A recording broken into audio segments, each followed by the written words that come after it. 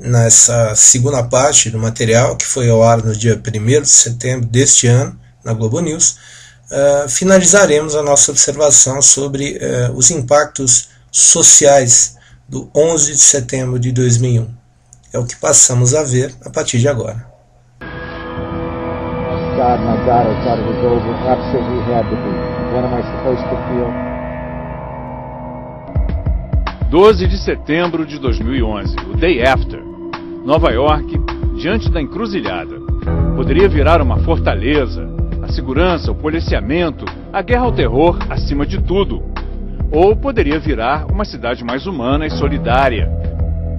Fiel à vocação de porto de entrada, aberto às massas famintas que buscam refúgio no novo mundo.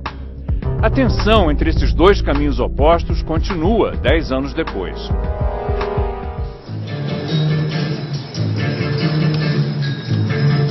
Nova York é hoje uma cidade mais humana, verde e saudável. E isso tem a ver com 11 de setembro. Muitos jovens reagiram ao clima de medo e ao excesso de segurança e policiamento usando a bicicleta para retomar as ruas. As manifestações de ciclistas foram reprimidas, muitos foram presos, mas eles acabaram ganhando a parada. Hoje a cidade tem centenas de quilômetros de ciclovias. Mais gente na rua, mobilização popular, a força dos jovens. Esta é uma das respostas de Nova York à guerra e ao terror. I've been arrested 6 times on the ride, and the cops went on an arresting binge between 2004 and 2006, basically wanting to crush the ride. The reason why is because this is non-affirmative. We don't have a planned route, and the NYPD likes to control everything, and they like to control where and when people move, and they don't like people doing things without their permission.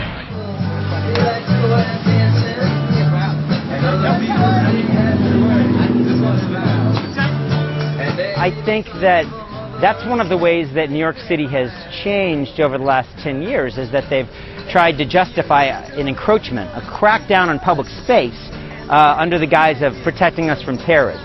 Now, part of me, in the back of my mind, I know in American history we have McCarthyism, we have Red Scares. Whenever the state comes along and says, I want to protect you by taking your freedom away, I get a little scared, right? It's like your parents might have said, I'm doing this for your own good, so I'm beating you up a little bit. It doesn't really inspire confidence. And so what we have in New York over the last 10 years is this, every time the city tries to push, we try and push back in a creative way. Because if we use force, if we wear a black mask over our face and look menacing, they're going to easily arrest us. So we have to try and do something else. We'll dress like, if we're trying to preserve the community gardens, instead of saying, sir, please save the community gardens, we will dress like a tomato or a sunflower and go to City Hall and lobby dressed like a sunflower. Now nobody can be scared of a sunflower. Durante anos, as manifestações de ciclistas movimentaram a cidade. Um protesto deles contra a convenção do Partido Republicano, em 2004, terminou com 400 presos. Eles acabaram ganhando na justiça e receberam $1 milhão de indenização pelas prisões arbitrárias. Well, the city has harassed cyclists. The city has harassed anti-war activists. I mean, I remember when I was finishing my graduate work, I was going up. The war had just started. And we were all going to go to the Carlyle Group, which is a defense contracting group that I think Bush Sr. Is on the board of, and John Major is on the board of. A lot of the Saudi Arabian family are on the board. And so we were dressed like vampires to say, this is great, war profiteering, you know, more death, more war. I mean, Boeing's stock was going through the roof.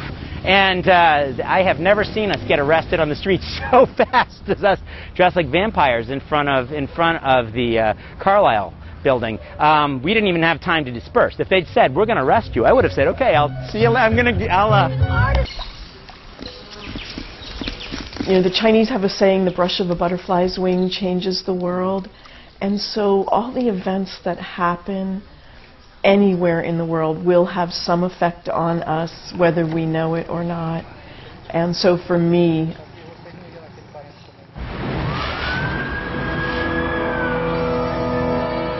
I summon up in my mind a place where my thoughts will find yours. No, nothing is going to happen to you.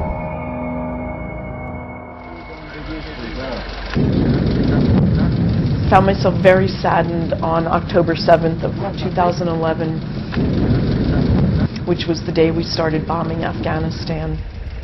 That was my brother's birthday. And it was also in the Christian tradition what we call Worldwide Communion Sunday. So we're celebrating this act of connection with everybody who is Christian through the world. It's my brother's birthday and we're bombing Afghanistan. And that's when it came together. I really wanted to do something. Esta igreja metodista fica em Cabul, Afeganistão. Não física, mas espiritualmente. O prédio está num subúrbio de Nova Jersey, pertinho de Nova York, mas em espírito está no Afeganistão. É que a reverenda Myrna Betke, que pastoreia os fiéis daqui, encontrou em Cabul o sentido da vida. Myrna perdeu o irmão caçula, Bill. O Boeing, pilotado por Mohammed Atta, entrou pela janela da sala onde ele trabalhava. Myrna fundou um grupo de parentes dos mortos de 11 de setembro e foi para o Afeganistão. Lá conheceu as famílias das vítimas dos bombardeios americanos, da retaliação contra os atentados, e a vida dela mudou. A group called Global Exchange was looking for a group of clergy, rabbis, imams to go to Afghanistan as part of an interfaith peace delegation. They heard about me through Peaceful Tomorrows and asked if I would go, and I did. So your group was part, and yourself part, of that movement against the war in Afghanistan and also the war in Iraq, right? Peaceful Tomorrows has protested both wars, yes. So how does it feel now, 10 years later, that those wars are still going on? There are American troops in both countries. Reminder that we have a long way to go in terms of bringing about alternative means other than violence to solve problems. That in the long run violence doesn't work. It may seem the simple thing, but the long run needs relationship building, community building, offering hospitality to one another, learning about each other, and looking for ways to bring about, I guess what I would call restorative justice rather than retaliation. Do you feel that the American public has changed in that respect? Because in the beginning there was widespread support for war. How is it now? I think everybody's getting, I feel like everybody's getting tired of trying to be at war all the time. I do sense that, and I think there's a lot of people who are not so much anti-war in our country, but they're tired of war, so let's end it and leave and get out. And then the question is, okay, we just can't walk out of a country that we've been fighting in for 10 years now because, you know, all the pieces fall on the ground and who's going to pick them up? But I think people are more tired of the war than anything else. What was your reaction when you saw throngs of people in Manhattan and other places celebrating the death of Bin Laden?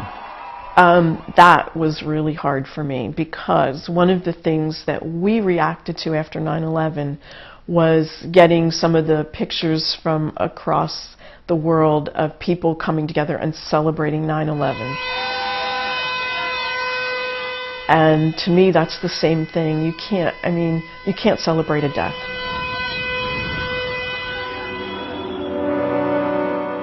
Todo 11 de setembro, o céu de Nova York é iluminado por duas torres de luz que sobem ali do lugar onde ficava o World Trade Center. É o Tributing Light, tributo de luz. Para mim, de tudo que lembra o que aconteceu aqui, é o que me toca mais fundo. The message I'm communicating, this beam of focused energy, no, I said no, I'm not going to allow anything to happen to you. O arquiteto Gustavo Bonevard é um dos criadores do projeto. Gustavo, I was saying that this is what touches me more deeply, the Tributing Light. Why do you think that happened? It seems to me that one of the things that's so wonderful about it is that it seems to be a sort of a blank slate, or almost a screen onto which people can project their own ideas. Because for some people it's very much a memorial that marks where these lives have passed. For other people it represents the souls rising to heaven. For some people it's a sort of a declaration of life and existence. It's able to receive lots of different meanings. What is it for you? Well, I know that when we first came up with the idea, it was the day after the event. And on the 12th, we sat here, actually, on the pier and sort of thought about it, and we were missing the images so much, the towers. And it's after having looked at them so much for the past day because of the event, it was almost like you would close your eyes and still see them. How has the city done in those 10 years? It's interesting because I'm a born and raised New Yorker. My parents were from Argentina, and I was born a year or so after they came from Argentina. And my household was very bicultural in a sense. But my New York, the way I experience it, is not so much the way people understand it in terms of popular knowledge, or what people think of New York as being very busy and very rushed and rude and stuff. I find New York to be a place with very friendly people and a very nice place. I do think that the event brought out an enormous sense of community and brought people together very much, and there was a wonderful sense. In the end, I mean, New York is a very wonderful, strong, vibrant place, and I think that we've changed, but sort of assimilated the events and are moving on, and the towers being constructed, things are moving forward. So I think it's an important event in New York's history, of course, but New York continues to go on as New York.